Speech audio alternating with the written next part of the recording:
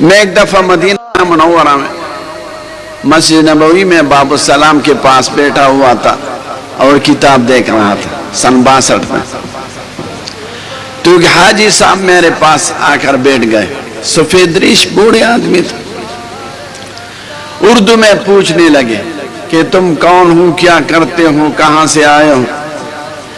میں نے کہا کہ میں ایک طالب علم ہوں، پاکستان سے آیا ہوں۔ تو اس نے کہا کیا پڑھتے ہو؟ میں نے کہا دین پڑھتا ہوں۔ تو ہنس پڑے۔ میں نے کہا بابا جی کیوں ہنسے؟ تو اس نے کہا لوگ چاند پہ چڑھ گئے اور آپ لوگ اب تک وہ پرانی پیلی کتابیں پڑھ رہے ہیں۔ تو پہلے تو مجھے بڑا افسوس ہوا کہ یہ شخص حج کے لیے آتا ہے اور اس کا اپنے دین کے بارے میں یہ سوچ اور خیال ہے۔ میں اس سے یہ کہہ سکتا تھا کہ آپ کو کس نے بتلایا ہے کہ حج فرض ہے اور یہاں کون سی ذات دفن ہے، ان کی تعلیمات، ان کی معجزات کس سے سن چکے ہیں آپ؟ لیکن میں نے یہ نہیں کہا۔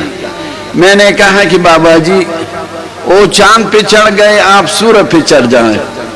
اگر کسی مولوی نے آپ کا پیر پکڑا تو واقعی وہ مولوی مجرم ہوگا۔ میں نے کہا کہ ہماری جماعت نے اپنا کام نہیں چھوڑا، آپ لوگوں نے چھوڑ رکھا ہے۔ ہماری جماعت سے میرا مقصود آپ حضرات علماء کرام ہے۔ علماء کرام کا کام اس دین اور اس علم کا سیکھنا اور سکھانا اور پھیلانا ہے جس کے لیے 1,24,000 انبیاء کرام دنیا میں تشریف لا چکے ہیں اور جس کے لیے 104 کتابیں نازل ہوں رہے ہیں۔ العلم ما جاء من فوق، علم وہی ہے جو اوپر سے آیا ہوا ہے۔ تو ہمارا اور آپ کا کام میراث نبوت سیکھنا اور سکھانا ہے۔ اس علم مبارک کے لیے آپ کو منتخب کیا گیا ہے۔ تو اس وقت آپ تمام دنیا میں برگزیدہ لوگ ہیں۔ اس علم میں کس چیز سے بحث ہوتی ہے؟ اس علم میں انسان سے بحث ہوتی ہے، لیکن انسان کو ایک اشرف المخلوقات، تمام کائنات کے سردار کی نظر سے دیکھا جاتا ہے۔ انسان کو بتلایا جاتا ہے کہ آپ تو 100 سال پہلے نہیں تھے، پھر آئے دنیا میں، دنیا سے بھی جانے والے ہیں، دنیا میں کیا کرنا ہے تمہیں، اور پھر آگے کس منازل کو آپ نے طے کرنے ہیں، آپ کو کس نے پیدا کیا ہے، کس عمل سے وہ راضی ہو جاتے ہیں، اور اس عمل کی بتلانے کے لیے آپ نے کن لوگوں کو بھیجا ہے آپ کے پاس، انبیاء کرام، اور ان کے حقوق کیا ہے۔ یہ علم دین ہے جس کے لیے آپ کو منتخب کیا گیا ہے۔ یہ علم وہ علم ہے جو اوپر سے آیا ہوا ہے۔ یہ عقل سے معلوم نہیں ہو سکتا، یہ تجربے سے معلوم نہیں ہو سکتا، یہ لیبارٹریوں میں معلوم نہیں ہو سکتا۔ دوسرا وہ علم ہے بھائیوں جو کالجوں میں اور اسکولوں میں پڑھایا جاتا ہے، وہ بھی ضرورت ہے۔ یہ ڈاکٹری، انجینئرنگ، ایگریکلچر، یہ تمام فنون جن کو ہم عصری علوم سے تعبیر کرتے ہیں، اس میں اللہ تعالیٰ نے یہ نہیں فرمایا کہ میں اس علم کو میں نے اپنے منتخب لوگوں کو کے حوالہ کرا دیا ہے۔ انجینئرنگ میں، زراعت میں، ڈاکٹری میں مسلمان اور کافر کا فرق نہیں ہوتا۔ مسلمان بھی ڈاکٹر ہوتا ہے، انگریز بھی ڈاکٹر ہوتا ہے، مسلمان بھی انجینئر ہوتا ہے، انگریز اور ہندو بھی انجینئر ہوتا ہے۔ یہ علوم ایسے ہیں جس کے لیے انبیاء کرام دنیا میں تشریف نہیں لائے، جس کے لیے آسمانی کتابیں نازل نہیں ہوئی۔ یہ وہ علوم ہے جو انسان کے عقل، تجربے اور لیبارٹریوں کے حوالہ کرا دیا گیا ہے۔ ان علوم میں بھی انسان سے بحث ہوتی ہے، لیکن انسان کو ایک حیوان کی نظر سے دیکھا جاتا ہے کہ ایک حیوان ہے، لیکن اس حیوان کو ماڈرن حیوان بنانا ہے۔ انسان اس علوم کی ماہر، دنیاوی علوم کی ماہر، ایک ماہر ہے جس کا نام ہے ڈارون۔ ڈارون کا نظریہ یہ ہے کہ انسان پہلے بندر تھا، پھر کئی لاکھوں کے سالوں کے بعد، لاکھ سالوں کے بعد بندر سے انسان بن گیا. تو اس سے سوال ہوتا ہے کہ بندر کی تو دم ہوتی ہے، انسان کی تو دم نہیں ہوتی. تو جواب میں لکھتا ہے کہ اس کی دم میں گان کے قریب کچھ لاٹ پیدا ہو گئی، خارش پیدا ہو گئی. تو اس بیچارہ اپنی دم کو چٹانوں سے اور جڑوں سے اور درختوں سے رگڑتا رہا اور چیختا چلاتا رہا. تو اس دوران میں اس کی دم کٹ گئی. تو اس لیے انسان بغیر دم کے رہ گیا. پھر اس سے سوال ہوتا ہے کہ بندر تو بولتا نہیں، اور بندر تو 4 پیروں سے گھومتا پھرتا ہے، اور انسان تو 2 پیروں سے گھومتا ہے اور انسان بولتا ہے.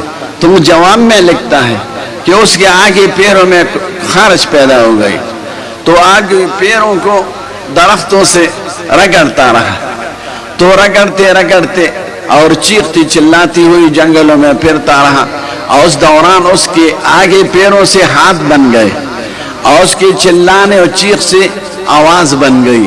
تو اس لیے انسان بندر سے پیدا ہوا.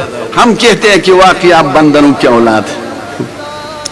جس تعلیم کا بنیادی مقصد، بنیادی نظریہ یہ ہو کہ انسان اصل میں حیوان ہے، بندر ہے، اور سب بندروں کی اولاد ہے، تو انسان کو بندروں کی نظر سے دیکھتے ہیں.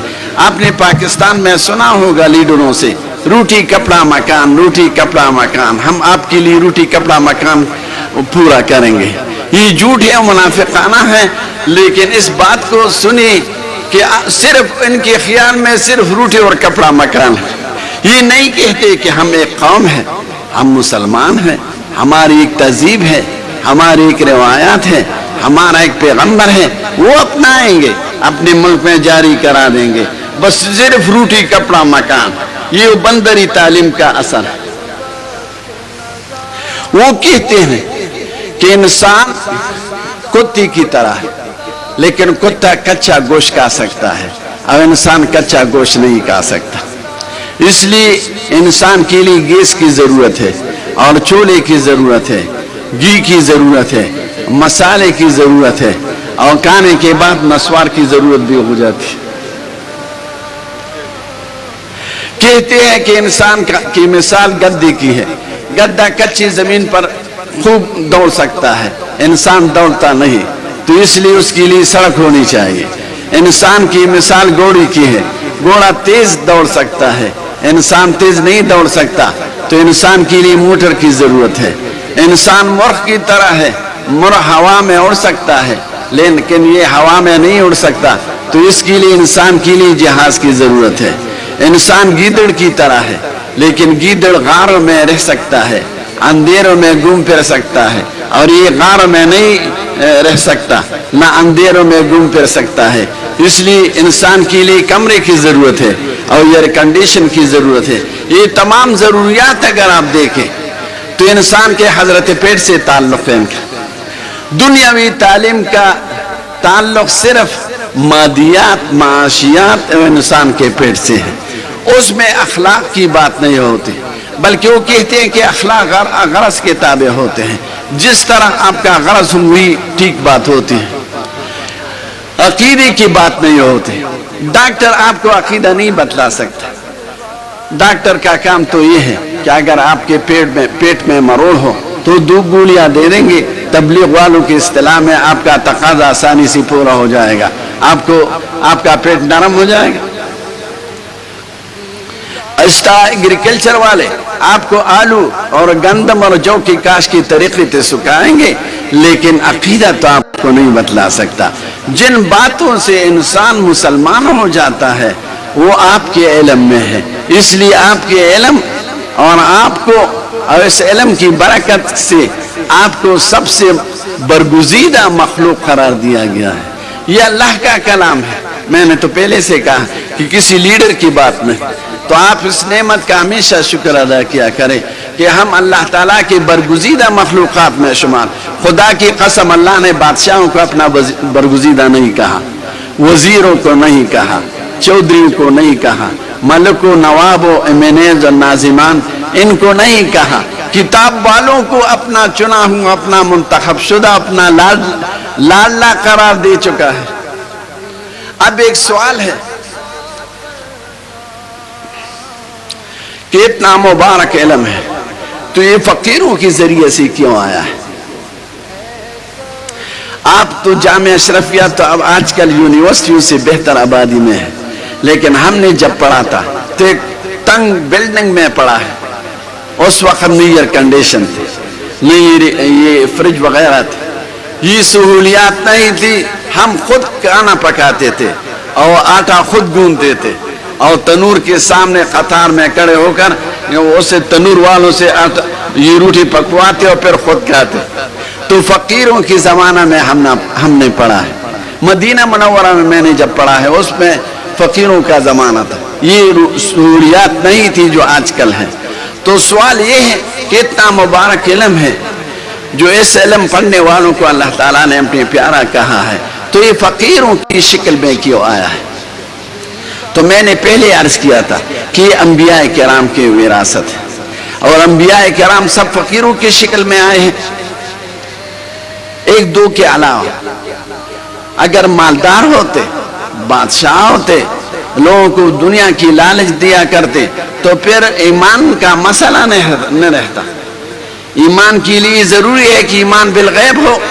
اگر آپ کسی سے کہیں کہ آپ آ جائیے، میں نے آپ کے لیے گوشت تیار کیا ہوا ہے، اس کے بعد حلوہ ہوگا، اس کے بعد مٹھائی ہوگی مثلا، اس کے بعد نسوار بھی ہوگا، تو سب لوگ اس کے پیچھے جائیں گے۔ یہ لیڈر کیوں کہتے ہیں؟ گوشت کے پیچھے تو کتا بھی جاتا ہے۔ تو اگر پیغمبر بادشاہ ہوتا تو پھر سب لوگ ان کے پیچھے چلے جاتے، تو پھر ایمان بالغیب نہ رہتا۔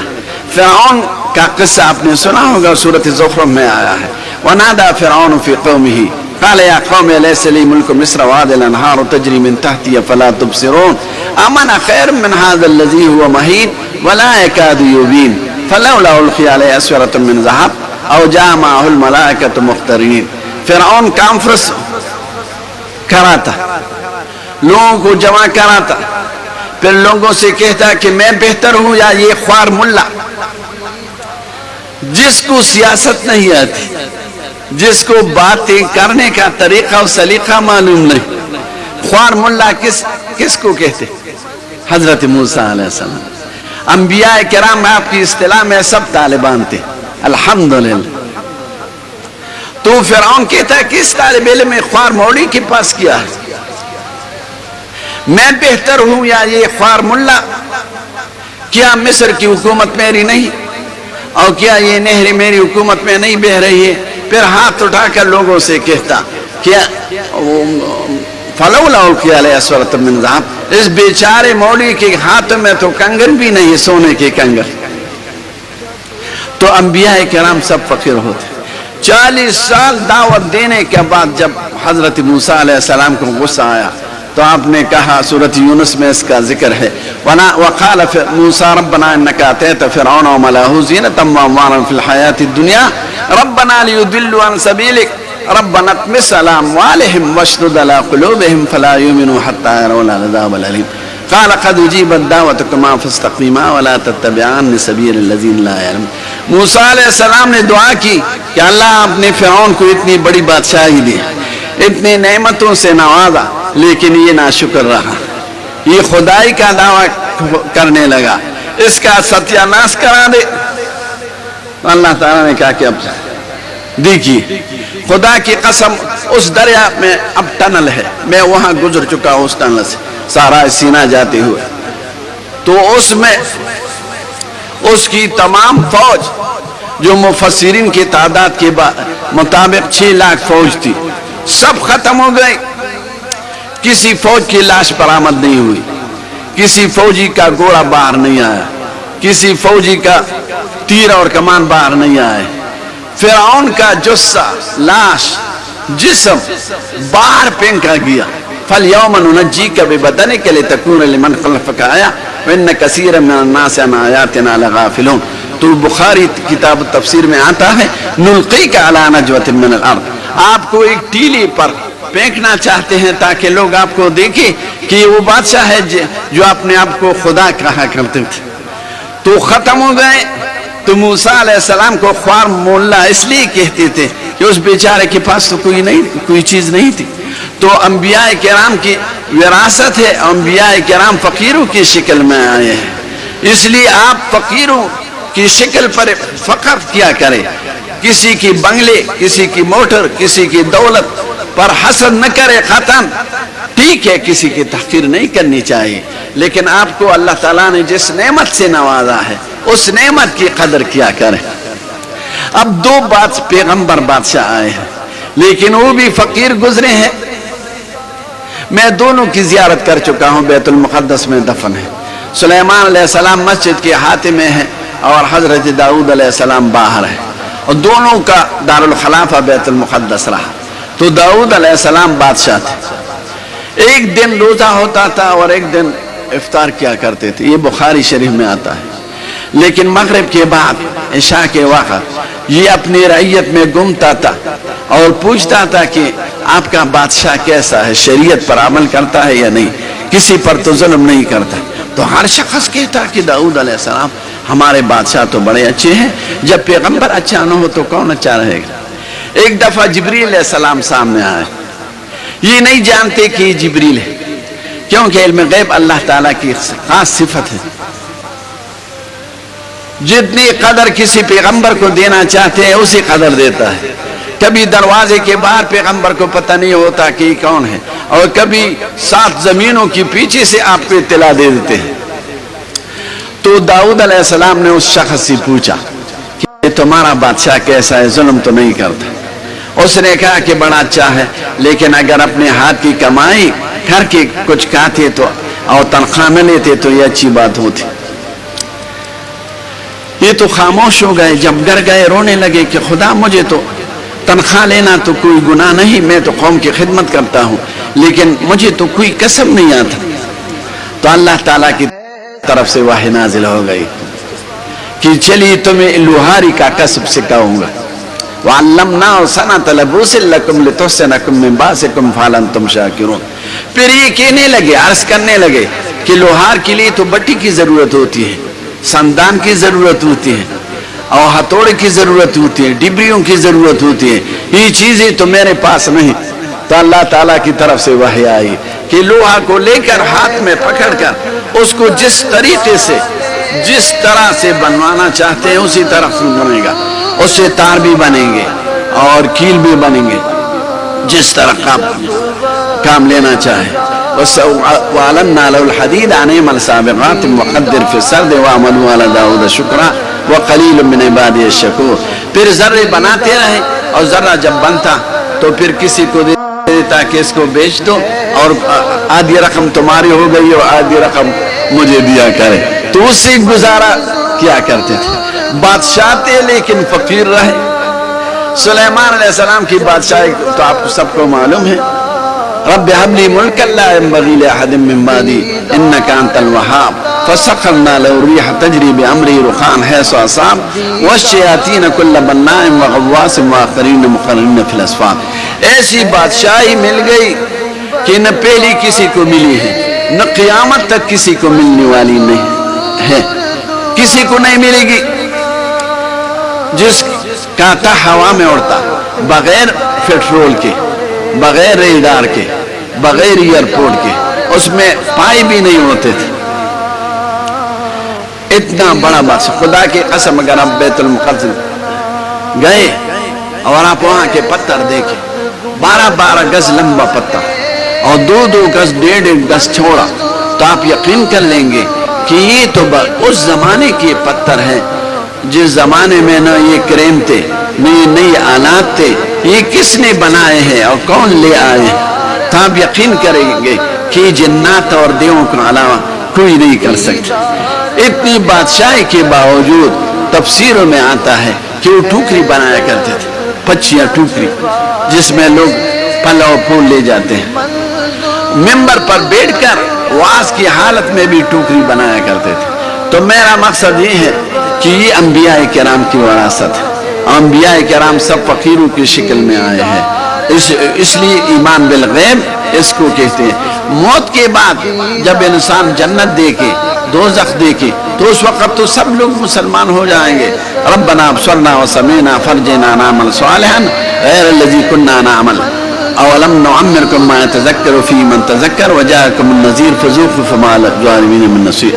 پھر اس قسم کی آرزویں کرتے رہیں گے لیکن اس وقت ایمان قبول نہیں ہوگا۔ تو آپ اللہ تعالیٰ کا شکر ادا کریں کہ آپ بڑے جامع سے نسبت رکھتے ہیں اور اس جامع کے فضلاء ہیں۔ اور پس خدا کی قسم میں نے بہت سے علماء سے پڑھا ہے، مالکیوں سے، شوافع سے، حنبلیوں سے، غیر مقلدین سے اور احناف سے، لیکن میں نے حضرت مولانا محمد ادریس کاندہلوی رحمۃ اللہ علیہ اور حضرت مولانا رسول خان رحمۃ اللہ علیہ جیسے علماء نہیں دیکھے، نہ تقویٰ میں نہ للہیت میں۔ میں وہاں تھا، حضرت مولانا صاحب کاندہلوی رحمۃ اللہ علیہ حج کے لیے آئے تھے، تو میں نے ان کو بلایا اپنے کمرے میں۔ تو پھر میں یونیورسٹی کے امین عام جو جنرل سیکرٹری سے تھے، میں ان سے ملا کہ ہمارے پاکستان کے بہت بڑے عالم ہیں، میری خواہش ہے کہ ان کو یہاں آپ کے دفاتر دکھاؤں۔ تو وہ بڑے عزت مند آدمی تھے، اس نے کہا کہ میں خود آ کر ان کو لے آؤں گا۔ تو وہ آ گئے میرے ساتھ، تو حضرت الاستاد درمیان میں تھے، میں ایک طرف تھا، دوسری طرف سیکرٹری صاحب تھے الامین العام۔ تو پھر ان کے دفتر میں بیٹھ گئے، شاہانہ دفتر تھا۔ تو امین عام نے حضرت الاستاد سے پوچھا کہ حضرت مدینہ کی ہوا کیسی ہے، کیف جو المدینہ، مطلب یہ تھا کہ تمہاری صحت کیسی۔ تو حضرت الاستاد نے فرمایا کہ مجھ سے مدینہ منورہ کی ہوا کے بارے میں نہ پوچھو، مدینہ منورہ کی ہوا اور فضا تو اس وقت سے مبارک ہو گئی ہے جس وقت سے حضور پاک یہاں تشریف لا چکے ہیں۔ آپ مجھ سے یہ پوچھیں کہ تمہاری صحت کیسی ہے، تمہارا بدن کیسا ہے۔ اگر میری صحت یہاں ٹھیک رہی تو یہ میری صحت کی علامت ہوگی، اگر میں بیمار ہوا تو نقصان میرا ہوگا، میرے بدن میں کچھ نقصان ہوگا۔ مدینہ منورہ کی فضا و ہوا تو مبارک ہے۔ وہ بڑے خوش ہو گئے کہ حضرت میرا مقصد یہ تھا، اور میں اس وقت سے سوچنے لگا کہ حضرت میں کتنی باریکی کی طرف ان کی نظر گئی۔ مدینہ منورہ کے ہوا کے بارے میں بھی یہ نہیں کہا کہ نہیں مدینہ منورہ کی ہوا گرم ہے، یہ نہیں کہا۔ ایک دفعہ ناڑا بند تو جانتے ہوں گے جس سے ناڑا باندھا جاتا ہے، حضرت الاستاذ کی لے لایا۔ تو میں نے ان سے عرض کیا، میں نے 2 خریدے تھے، ایک اپنے لیے اب تک میرے پاس ہے اور ایک حضرت الاستاذ کی لیے۔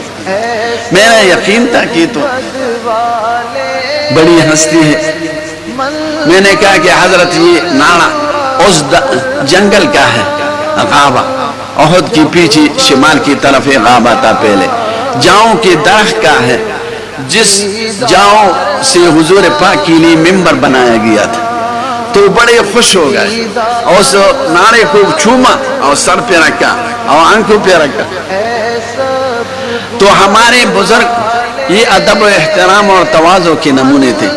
خدا کی قسم علم بہت سے لوگوں میں بھی ہوتے ہیں، علماء بھی دیکھے ہیں ہم نے، حفاظ بھی دیکھے ہیں، علوم کے حافظ، لیکن تقویٰ، للہیت، ادب اور احترام اور اخلاص فی العمل، ان کی نظیر دنیا میں نہیں۔ خدا کی قسم آپ اثر جائیں، میں وہاں جا چکا ہوں، اثر یونیورسٹی میں، شام جائیں، وہاں شام یونیورسٹی میں جا چکا ہوں، دوسرے عرب ممالک میں جائیں تو ہمارے علماء جیسے پاکستان ہندوستان میں جو علماء گزرے ہیں یا موجود ہیں، ان جیسے علماء آپ کو نہیں ملیں گے۔ تو آپ شکر ادا کریں کہ ایسے بزرگوں کی صحبت آپ کو ملی ہے، ان سے استفادہ کر چکے ہیں، اور اللہ تعالیٰ نے اپنے بڑے مبارک علم کے لیے منتخب فرما دیا ہے۔ تو آپ اس کا شکر ادا کیا کریں اور اس خدمت میں مشغول رہیں اور اس کو پھیلاتے رہیں۔ وآخر دعوانا الحمدللہ رب العالمین۔